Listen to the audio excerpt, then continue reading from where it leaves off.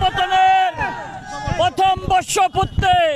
প্রথম বর্ষপূর্তিতে আমাদের দলের ভারপ্রাপ্ত চেয়ারম্যান বলেছেন, আগামী যে নির্বাচন হবে, আগামী যে নির্বাচনের রোডম্যাপ হয়ে গেছে, আগামী নির্বাচনে বাংলাদেশের মানুষ টানেলে চলে গিয়েছে।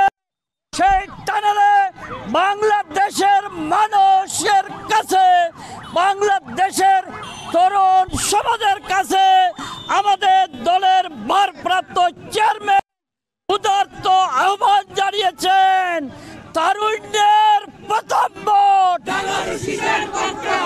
তারুণ্যের প্রথম ভোট, তারুণ্যের প্রথম ভোট, তৃণমূলের প্রথম ভোট।